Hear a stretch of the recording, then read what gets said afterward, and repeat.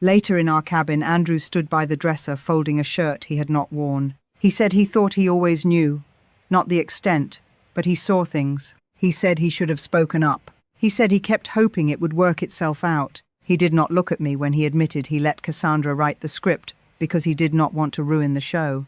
I told him he still let it go on too long. He said he knew. I did not forgive him in that moment. I did not punish him either. I simply let the truth sit between us, heavy and real, the way it should have from the beginning. The next morning the yacht was quieter. People moved like they were careful not to disturb something fragile.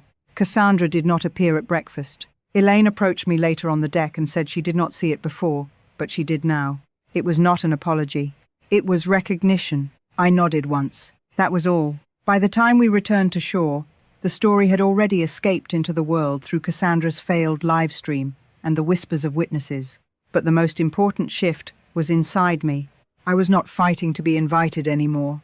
I was choosing who deserved access to my life. A week later in Charleston, I hosted a Sunday brunch in my own dining room. Simple food, warm coffee, sunlight on the table. I invited a few people who had shown me quiet respect. Not everyone with a famous last name. Andrew made the coffee. He did it carefully, like a man learning how to be present. That afternoon I found an old note from my father tucked into a keepsake box. It said, "Do not fight for a seat. Build your own table." I sat with it for a long time. Here is what I learned. Subtle exclusion trains you to doubt yourself. It turns your instincts into questions, and your dignity into something you barter for crumbs. The only antidote is truth, spoken plainly, backed by evidence, delivered without begging. When someone tries to erase you, do not scream into their performance. Step into the light and let reality name you correctly. If you have ever been made to feel like an outsider in your own family, if you have ever swallowed your voice to keep peace, I want to hear you. Tell me what your turning point was, and if you are still waiting for it, let this be your reminder. You do not need permission to take up space. You just need the courage to stop pretending you do not already own it. I was banned from my own family's yacht trip without a conversation, without warning, just quietly erased. My name vanished from the guest list and someone else slid into my cabin like I had never existed. The worst part was not the exclusion. The worst part was how long I tried to believe it was accidental. How many dinners I sat through pretending I had a seat at their table. Then a deckhand looked me in the eye and said, "Welcome aboard, owner." I laughed, because it was true, and the way their faces tightened in that moment told me the truth, terrified them more than the lie ever did. My name is Oriana. I live in Charleston, South Carolina, in a restored shotgun house with peeling paint on the porch rail that I keep meaning to fix. I run a logistics consulting firm that started as me, a laptop, and a rented storage unit that smelled like wet cardboard. My husband, Andrew, is an attorney who likes crisp suits and clean lines. His family, the Hawthorns, likes polished silver and the kind of silence that makes you question your own memory. I start my mornings slow. Coffee in a chipped ceramic mug, sunrise spilling through the kitchen window, the city waking up with gull cries and distant traffic. That morning Andrew had already left, his cologne lingering behind him, and a half-eaten banana on the counter like a careless punctuation mark. I was scrolling out of habit when I saw my niece-in-law, June, post a looping video of champagne flutes clinking against a bright strip of ocean. A yacht rail gleamed in the background. The caption read, "Hawthorne Sail Week. Here we go." My thumb froze. The annual yacht trip. A tradition I had been invited to exactly twice since marrying Andrew. The first time I suggested we rotate destinations, and Cassandra, my sister-in-law, stared at me like I had asked to rename the family. The second time Cassandra made it clear I was a guest, not family, by seating me near the kitchen door while her yoga instructor sat beside Elaine, my mother-in-law, in the best light for photos. I clicked into more posts. Familiar faces. Elaine with a mimosa, smiling like she had never said anything sharp in her life. Cassandra in linen, her grin practiced. Andrew in the background, not looking at the camera. Everyone except me.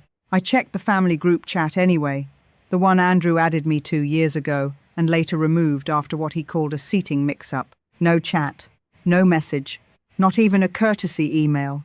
My coffee cooled beside me and my pulse did not race. It went still.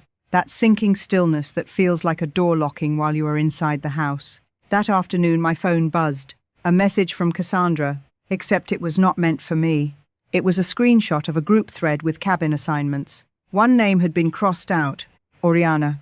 Next to it, confirmed for Brielle. Brielle was Cassandra's friend from her boutique Pilates studio, the one who once asked me if I handled Andrew's scheduling.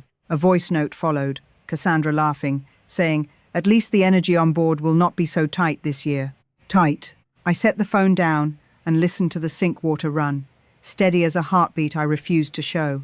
At dinner I asked Andrew lightly if his family was planning another trip. He said yes. His mother mentioned it. They were finalizing the list.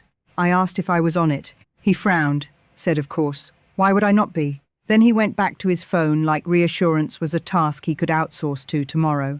After he fell asleep, I stared at the ceiling fan and replayed every quiet exclusion. Birthdays I heard about later. Brunches revealed by stories. Conversations that stopped when I walked in. Before I turned off the lamp, I opened my journal and wrote one line. Watch. Do not react yet. The next morning, Cassandra texted, "Sweet poison wrapped in politeness." She said they may have missed reserving a spot for me. Her oversight. The trip filled fast. Sorry. Hope to catch up after. No offer to fix it. No question. Just a neat little erasure dressed up as logistics. I did not respond. I could not trust my fingers. Mid-morning, an email landed from the charter company. Cancellation confirmation. Cabin release processed. The request was logged 3 days prior. Request to name, Cassandra Hawthorne. My vision narrowed, not from tears, from pressure. I forwarded the email to myself and printed it. Crisp paper, black ink, clean truth. I slid it into a folder I kept for tax and property documents, the kind of folder you only open when you are ready to stop hoping and start proving. When Andrew got home, I waited until he had a drink in hand. I told him Cassandra claimed she forgot to reserve my spot. He frowned, not shocked, more annoyed at inconvenience. I told him I had the cancellation email submitted by Cassandra days ago. He stared at the bottle like it might explain. He said maybe she thought plans changed, maybe we were not coming. I said she replaced my name with someone else. That is not a misunderstanding, that is a receipt. He went quiet. In that quiet I heard everything. That night I opened my laptop and started a list titled, Things I Let Slide. It poured out. Bridal shower invites never sent. Holiday itineraries without my name. A family photo where I was cropped at the shoulder.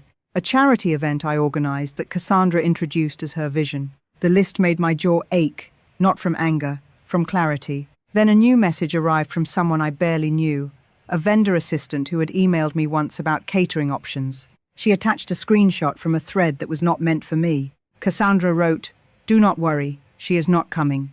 I handled it." I stared at those words until the room dimmed. Then I opened the folder again and added the printouts. This was never about a cabin. It was about being erased with a smile.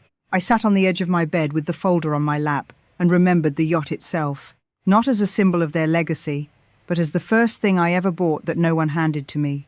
It came from 5 years of late nights, skipped vacations, and investor meetings where men called me agreeable and suggested I partner with someone more aggressive. They meant male. They just did not say it. Back then I ran deliveries when drivers quit. I steam-pressed second-hand blazers in gas station bathrooms. When my company finally turned a real profit, I did not buy a designer bag. I bought the yacht quietly through a broker in Florida, a sleek 48-foot vessel with seafoam trim. I named her Silver Halcyon because I wanted a calm place after years of turbulence. I signed the check with steady hands and felt a kind of silence settle inside me, the good kind. And then I made the mistake that felt practical at the time.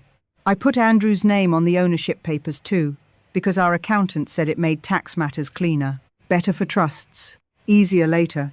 Easier later turned into family law, the Hawthorne Sea tradition, Andrew's yacht. Cassandra once raised a glass at brunch and said it was meaningful to have traditions tied to something they owned as a family. She glanced at me and added that it was wonderful that Oriana supported it. Supported it, like I was an event planner, not the reason the boat existed. A few days earlier, a lifestyle podcast clip popped up in my feed. Cassandra in white linen on the upper deck, smiling at a host, talking about the yacht like it was her heritage. She said it represented continuity and the Hawthorne name. That clip hit me harder than the cancellation email. They were not just keeping me off the boat.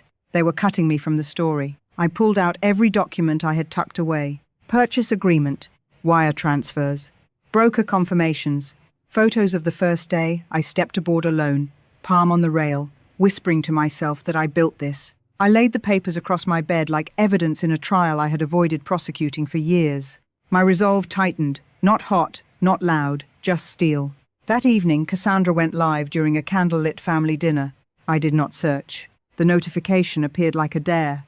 Long table, gold rim plates, soft music, a caption about legacy and love. Elaine beamed at the head of the table. Cassandra sat center. Andrew sat a little to the side, sipping wine. No one had mentioned this dinner to me. It was orchestration. Cassandra stood to toast. She spoke about gathering and tradition, about bringing only those who understood what their legacy meant, those who added, not subtracted. A blade wrapped in velvet. I rewound and watched the sentence again, memorizing the exact shape of it. Andrew did not flinch on screen. That hurt more than her words. When he came home, I played the clip for him. He said Cassandra liked theatrics. He said it was just a dinner. I said it was a statement, and he sat through it. His silence was resigned. I felt something inside me settle into place like a lock turning. The next morning I printed a transcript of her toast and highlighted the legacy line. I added it to the folder. Then I texted Cassandra one sentence. I hope your speech felt honest. We will see how it holds up in person. No emojis. No explanation. I booked a car to the marina in St. Michael's, Maryland, where the yacht was scheduled to depart. I did not pack sunscreen. I packed receipts. Andrew watched me lay documents into protective sleeves like I was preparing for court. He asked if I slept. I said enough. I told him I was going to Maryland the next day. He said it was too soon, that we could talk to them. I told him they made it loud. I was responding in kind. He said he did not want to choose between me and his family. I told him he did not have to choose, but he had to stop pretending. His mouth opened and closed. Answer enough. By late afternoon, a friend from his side, a quiet cousin named Tessa, texted me a screenshot of the boarding manifest. 10 names. Not mine. The heading read confirmed. Cassandra had done it officially, professionally, with the kind of confidence that comes from believing you will never be challenged. I reopened the old group thread Andrew once removed me from and typed 3 words. See you tomorrow. Read receipts lit up. No replies. That night I called our attorney's office. I asked for confirmation of ownership rights. The assistant said I was listed as co-owner with full equal rights. I asked for a clean PDF and a printed copy. Then I zipped my suitcase shut. Inside was not vacation clothing. It was years of swallowed words, folded neatly, ready to be unpacked on my terms. The sky over the Chesapeake was still grey when I stepped out of the car. The marina smelled like salt and diesel and money that did not need to introduce itself. My coat flapped lightly in the wind. I wore a simple navy dress, structured and plain, because this was not about glamour. This was about being undeniable. My suitcase wheels clicked across the dock in a steady rhythm that calmed me. I saw Cassandra near the boarding gate, hair pinned, smile ready, champagne flute held like a prop. She was mid-conversation with a guest I did not recognize. Someone in beige linen who looked like he belonged in a brochure. Cassandra glanced up. For one breath her face stopped moving, eyes narrowing, lips parting, the smallest crack in her composure. Then she smoothed it over like she always did. Elaine turned. A few cousins pivoted their bodies, forming a soft barrier with polite shoulders, and practiced silence. Andrew stood slightly behind them, hands in his pockets, not walking toward me, not walking away. I did not slow. I did not greet anyone. I nodded once and rolled my suitcase past their circle, as if their social choreography could not bend reality. The crew at the gangway did not flinch. The teak under my heels made a quiet, confident sound. I paused at the rail and looked out over the water, letting the wind push against my face. Then the lead crew member spoke, clear and loud enough to carry across the dock. "Welcome aboard, Miss Oriana. The owner is now aboard." The air changed. I did not have to turn to know Cassandra's face tightened. That one word, owner, pierced her narrative like a nail through silk. The crew member lowered her voice only for me and said they were waiting for my clearance before departure. I met her eyes and said, "Proceed." The boat eased away from the dock. Land drifted back like it was reluctant. I set my suitcase down and gripped the railing, not to hold on, but to remind myself I was not floating anymore. I was anchored in truth. I stayed in the lounge, sipping lemon water, watching people try to recover. Cassandra paced, adjusting centerpieces, realigning place cards, touching objects like they could restore control. She whispered to her husband, Grant, who kept forcing laughter that sounded too sharp. Elaine sat with her jaw clenched, her gaze fixed anywhere but me. Andrew hovered at the edge of the room like a man trying to be invisible in his own life. Cassandra stepped onto the upper deck with her phone and began a live stream. Her voice turned syrupy, thanking everyone for honoring tradition, talking about legacy and loyalty. She angled the camera for the best light. I watched from below, expression calm. Then a deckhand walked behind her and said, casually, "Glad to have you aboard again, Ms. Oriana, the owner." Cassandra froze mid-sentence. The stream caught it. You could hear the engine and a distant laugh dying out. Comments flooded in fast, confused, and curious. Owner. Wait. She is the owner. Cassandra tapped her screen, trying to end the feed, but the moment already belonged to the internet. 10 minutes later, she found me in the corridor. She hissed that I planned it. I asked what I planned, a man doing his job. She said I did not belong. I told her I did not need to belong. I bought my place. Her eyes flashed with rage and humiliation. Then she turned away, shoulders stiff, as if she could walk back into control by refusing to look at me. That night at dinner, Cassandra stood again to toast, stubbornly returning to her script. She spoke about integrity and family assets, and who carried tradition with intention. She did not say my name. She did not have to. The whole room felt like a held breath. I stood when she finished. My voice was calm, not loud, not trembling. I said I would like to contribute to the conversation about legacy. Cassandra froze, glass mid-air. I opened my folder and placed a transcript in the center of the table, printed on letterhead from the legal consultant she used. I tapped a highlighted line. She is not blood. She should not own a family asset. Silence dropped like a curtain. Elaine blinked rapidly. A cousin leaned forward. Andrew's face drained of color. Then I slid the purchase agreement onto the table. I pointed to the wire transfer history, my name on every line. I said this yacht was built from my work, my risk, my money. I said I had spent years letting people speak over me because it was easier than being seen as difficult. I said I was done. This was not about being included. This was about being visible. If they wanted to talk about legacy, they could start with the truth. Andrew finally spoke, voice rough. He asked Cassandra why. Cassandra stammered that she was protecting the family, that she did not think, that she assumed I would not care. I told her she assumed I would stay quiet. She was almost right. A friend of the family, a man named Howard, said he thought everyone had been told a different version. Others murmured agreement. Not dramatic outrage, just realization. Elaine tried to suggest tabling it. I said no. I said you do not table a person. You either acknowledge them or you admit you erased them. I gathered my papers with care, like a surgeon closing an incision. Before I left the salon, I said if anyone wanted the truth, they should ask the person with receipts, not the person with the loudest speech. Then I walked out into the clean night air and listened to the ocean slap the hull, steady as a verdict.